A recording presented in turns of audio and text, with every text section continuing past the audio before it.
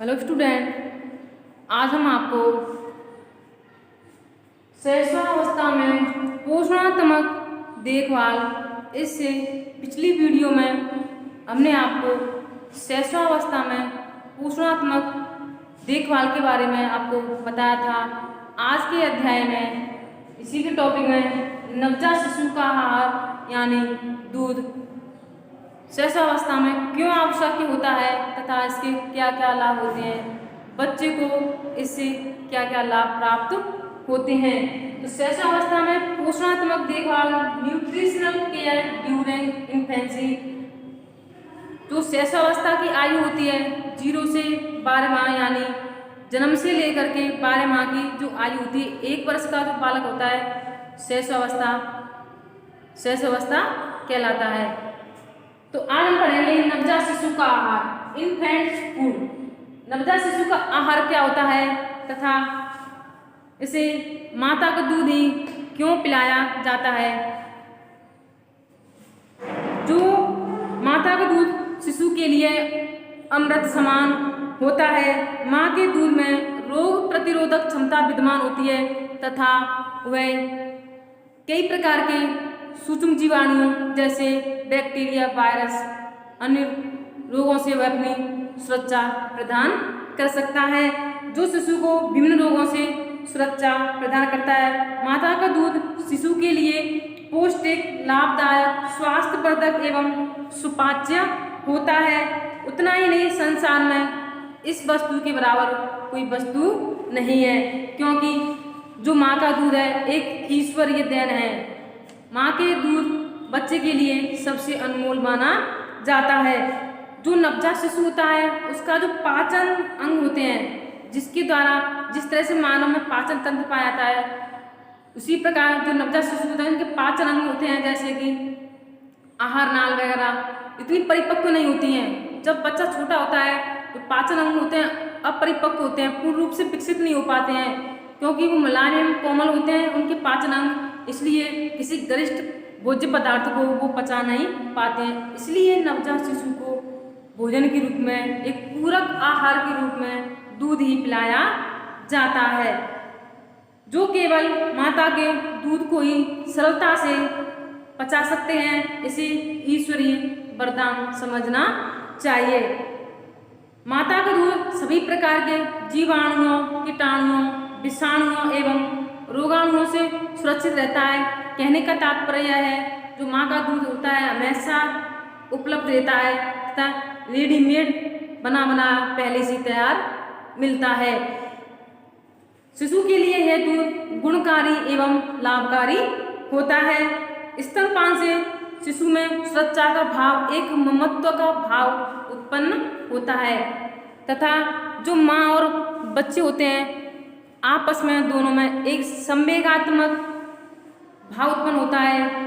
Emotional feelings होती हैं, माँ और बच्चे के मध्य में पनपने लगती हैं तथा एक माँ अपने बच्चे को एक प्यार से, दुलार से दूध पिलाती है, स्तनपान कराती है।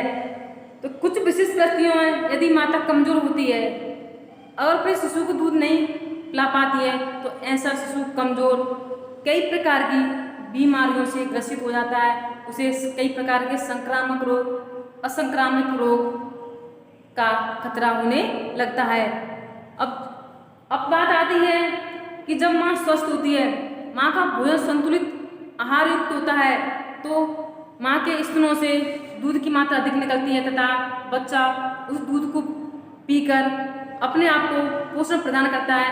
यदि कोई माँ अपने बच्चे को दूध नहीं पिला पाती है और किसी रोगों से ग्रसित होती है, तो हमें बच्चे को दूध नहीं पिलाना चाहिए। तो किन किन कारणों से, किन किन परिस्थितियों में एक माँ को अपने बच्चे को स्तनपान नहीं कराना चाहिए, वो कारण कौन कौन से हैं, जिनके बारे में हम आपको अध्ययन कराएंगे। जैसे ही कोई माँ है वो भयंकर रक्त अल्पता यानी एनीमिया, और उसके अंदर खून की कमी है, एनीमिया से ग्रसित है, तो माँ को अपने बच्चे को स्तनपान नहीं कराना चाहिए। कि रक्त अल्पता की समस्या जब होती है, जब उस माँ को संतुलित भोजन नहीं दिया जाता है, उसका ध्यान नहीं रखा जाता, उसकी देखभाल नहीं की जाती है, तो रक्त अल्पता की समस्या होने पर माँ को अपने बच्चे को दूध नहीं पिलाना चाहिए, क्योंकि वो पहले से ही कमजोर होती है तथा जो दूध निष्कासन की प्रक्रिया होती है वो कम होती है। जैसे कोई माँ लंबी बीमारी से ग्रसित है, जैसे टाइफाइड है, मोतीझरा, क्या मोतीझरा, पीलिया है, तपेदिक यानी टीबी है, जो टीबी बीमारी है जो जीवाणुओं के माध्यम से होती है, जिसमें फेफड़े ग्रसित होते हैं, इससे बच्चों को दूर रखना चाहिए।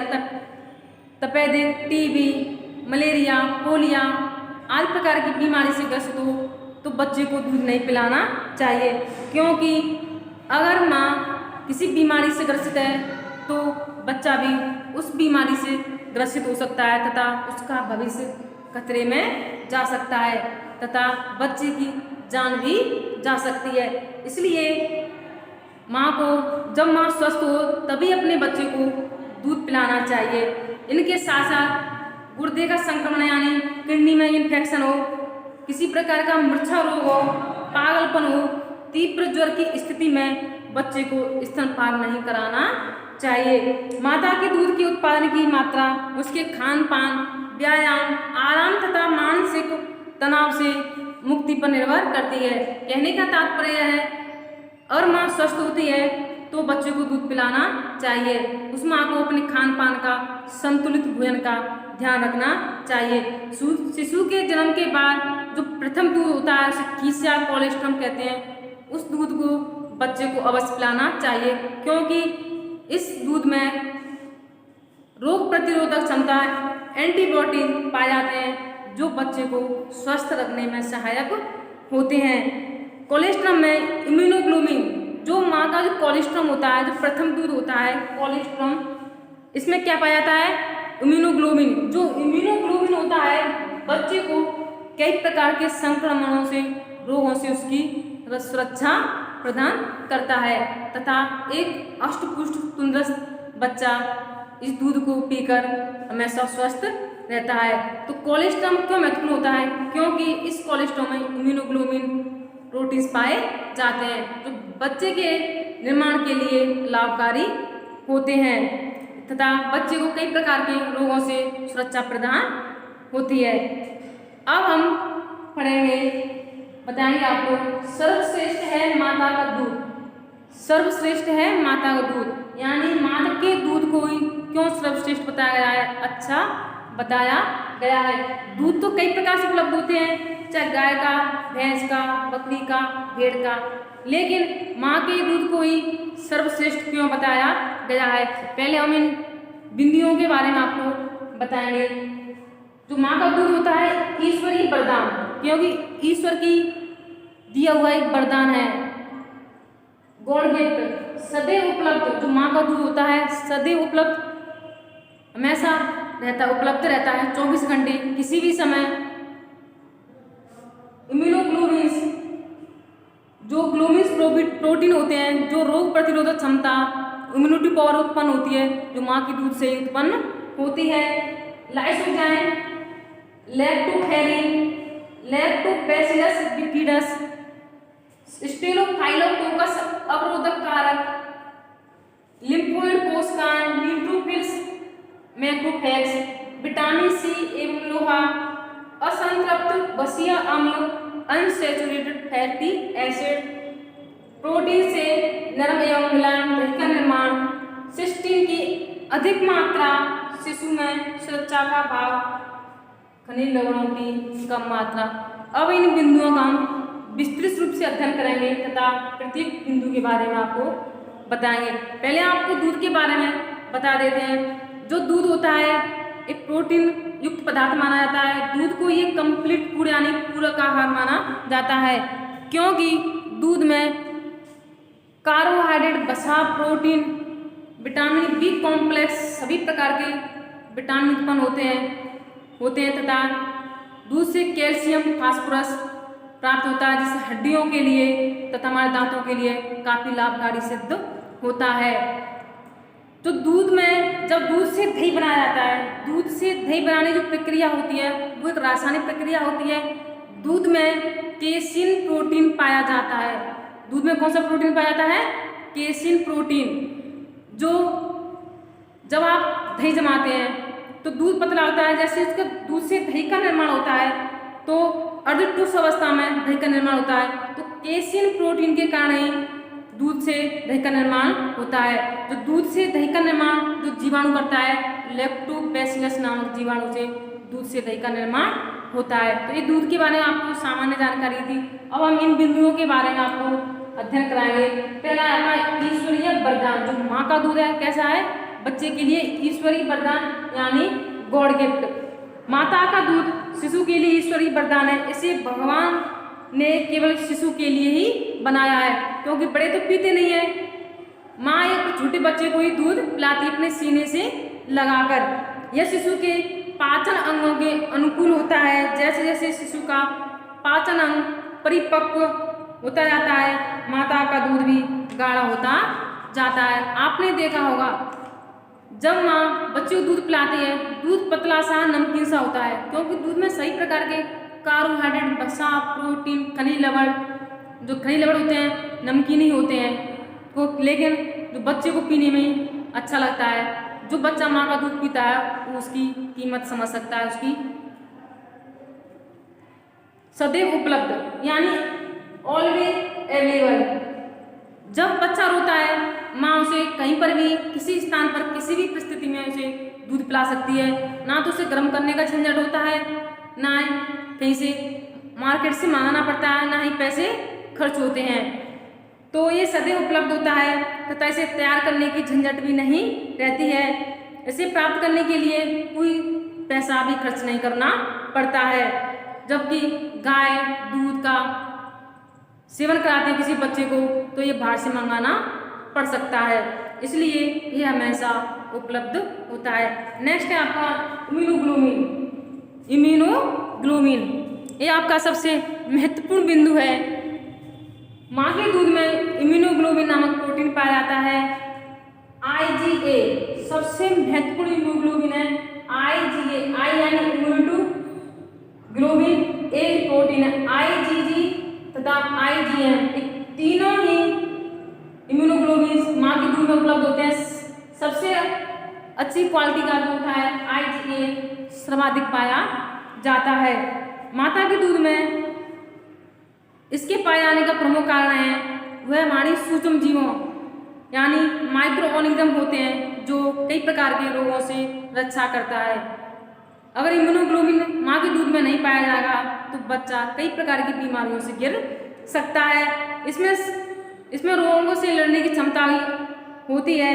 एक शोध में ज्ञात हुआ है कि इम्यूनोग्लोबिन एक आमाशय की आंत्रमार्ग तथा सभी अंगों के श्लेष्म झिल्ली से सूक्ष्म जीवों की रक्षा करता है।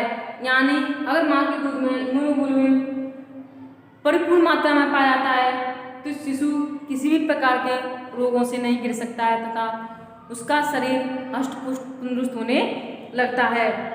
जैसे इससे बालक चेचक है, निमोनिया है, तपेदिक रोग है, खसरा है, पोलिया है, इन सभी रोगों से लड़ सकता है तथा स्वस्थ रह सकता है, क्योंकि माँ के दूध में इम्यूनोग्लोबिन प्रोटीन पाया जाता है। शिशु के जन्म के पश्चात 2-3 दिनों तक एक स्त्राव निकलता है, वो कोलेस्ट्रॉल होता है, उसमें भी इम्यूनोग्लोबिन की मात्रा अधिक पाई जाती है। नेक्स्ट है आपका लाइसोजाइम। लाइसोजाइम में आपका एंजाइम्स होते हैं जो माँ के दूध में उपलब्ध होते हैं। माता के दूध में लाइसोजाइम की मात्रा पाई जाती है। यह एक प्रकार का प्रोटीन होता है। यह अन्य जानवरों की अपेक्षा माँ के दूध में अधिक पाया जाता है। इसमें रोग प्रतिरोधक क्षमता भी अधिक होती है। नेक्स्ट है आपका लैक्टोफेरिन।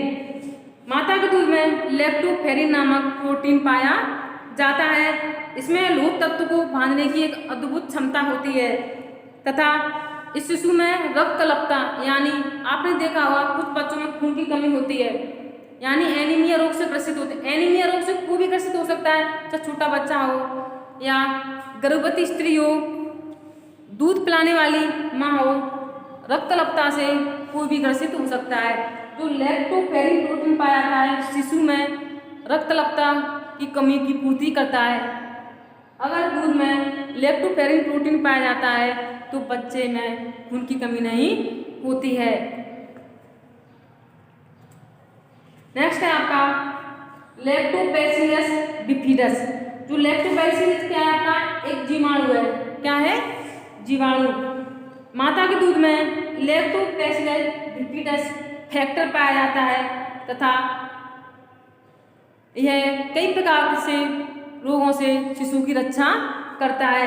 लेकिन गाय के दूध में यह लैक्टोबैसिलस बिफिडस अनुपस्थित होता है। यह बालक के वृद्धि एवं विकास में महत्वपूर्ण स्थान रखता है। यह बैक्टीरिया शिशु की आंत में पाया जाता है तथा पाचन क्रिया में सहायता प्रदान करता है। कहने का तात्पर्य है कुछ जीवाणु ऐसे होते हैं जो मानव जाति के लिए हानिकारक होते हैं, लेकिन कुछ जीवाणु ऐसे होते हैं बैक्टीरिया जो मानव जाति के लिए हमेशा लाभकारी सिद्ध होते हैं। जैसे कि मैंने आपको बताया था दूध से दही बनने की जो रासायनिक प्रक्रिया है जो कौन से जीवाणु द्वारा संपन्न होती है? लैक्टोबैसिलस नामक जीवाणु द्वारा दूध से दही का निर्माण होता है। उसी प्रकार जो माँ का दूध होता है उसमें लैक्टोबैसिलस बिफिडस फैक्टर पाया जाता है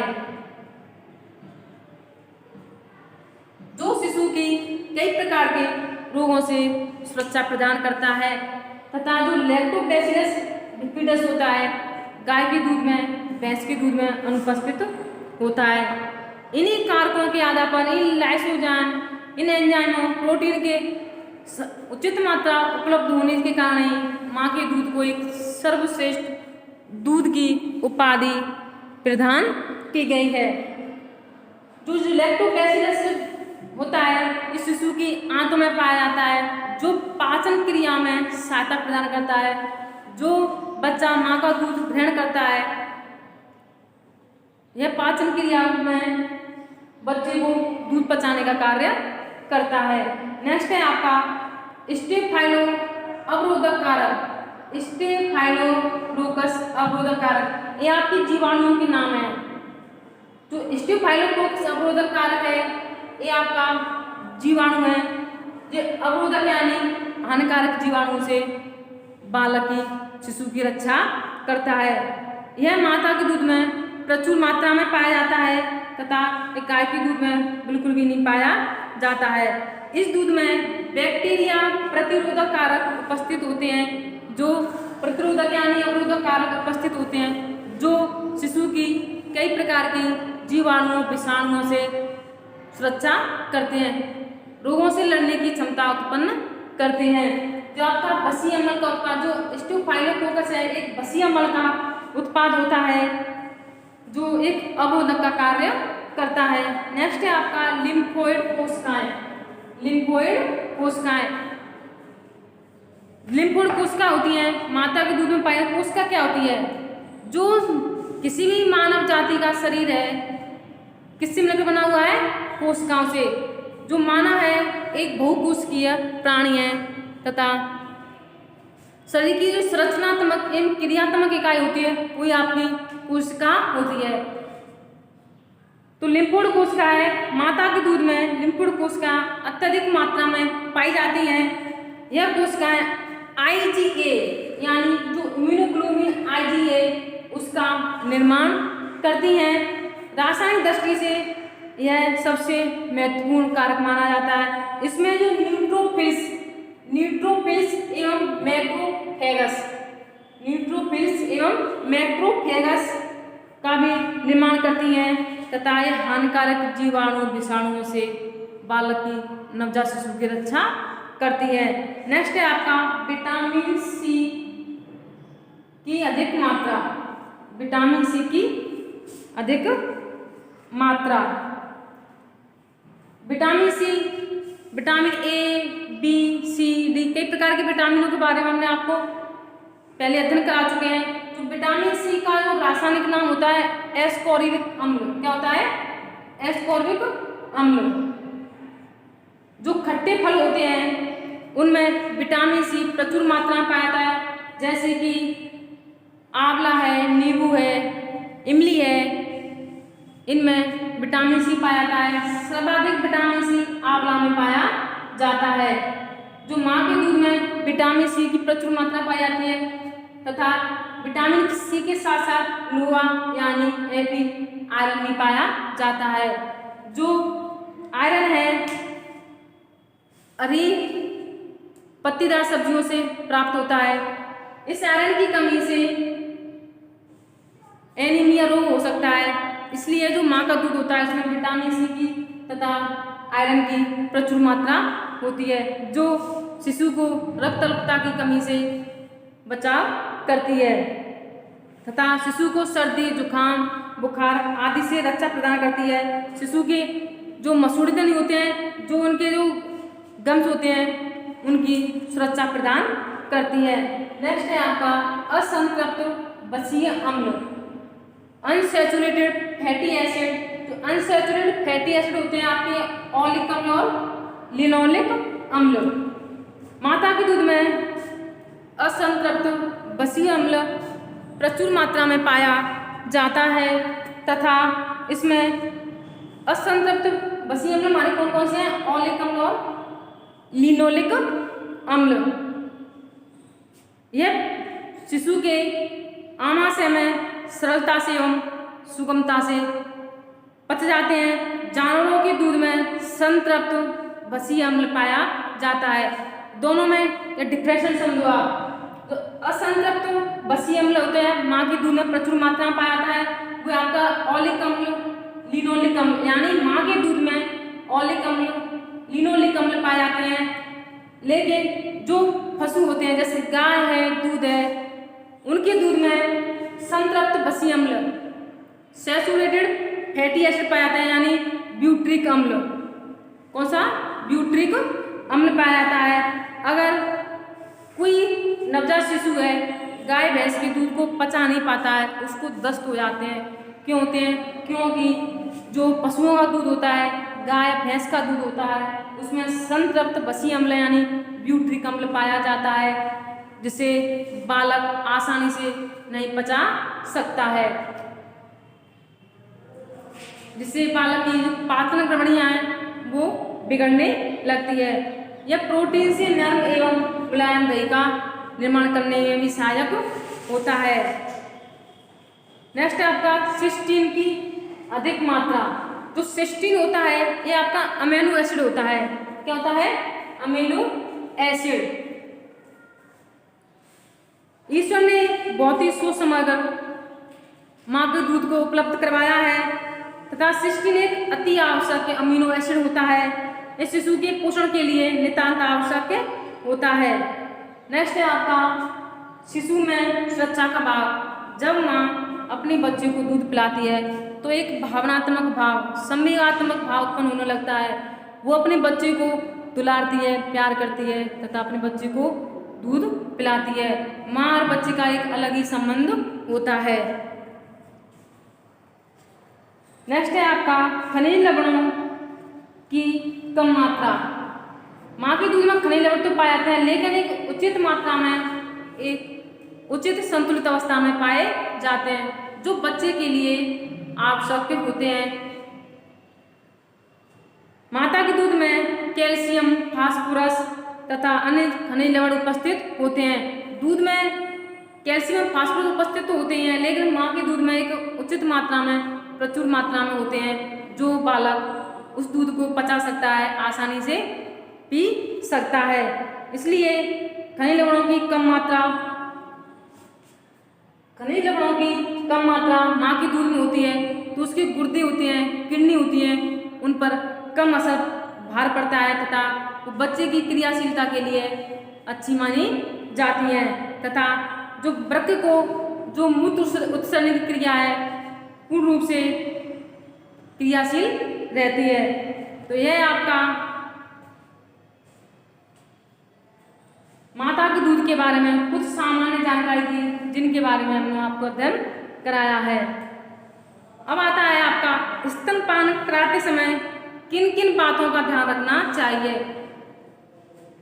माँ के दूध में ये सभी प्रकार के जो पोषक तत्व हैं पाए जाते हैं, जो शिशुआवस्था में पोषणात्मक देखभाल का एक मुख्य भाग माना जाता है। लेकिन जब माँ अपने बच्चे को स्तनपान कराती है, ब्रेस्ट फीडिंग कराती है, तो हमें किन किन बातों का ध्यान रखना चाहिए जिससे बालक को, नवजात शिशु को किसी भी तरह की परेशानी ना हो। स्तनपान कराते समय माता को तनाव मुक्त एवं आनंदमय प्रसन्नचित्त होकर बच्चे को दूध पिलाना चाहिए, जिससे बच्चे के अंदर ममत्व का भाव उत्पन्न होने लगता है। स्तनपान कराते समय हमें अपने शरीर की पूर्ण रूप से सफाई कर लेनी चाहिए। स्तनपान कराने से पहले पर्याप्त मात्रा में सूप, फलों का रस तथा दलिया माँ को भोजन में ग्रहण करना चाहिए। दूध पिलाते समय शिशु को बारी बारी से 8-8 मिनट दोनों स्तरों से दूध ग्रहण करवाना चाहिए, दूध स्थापन करवाना चाहिए। स्तनपान के बाद शिशु का मुंह स्वच्छ पानी से साफ करना चाहिए। यह आपकी स्तनपान के बारे में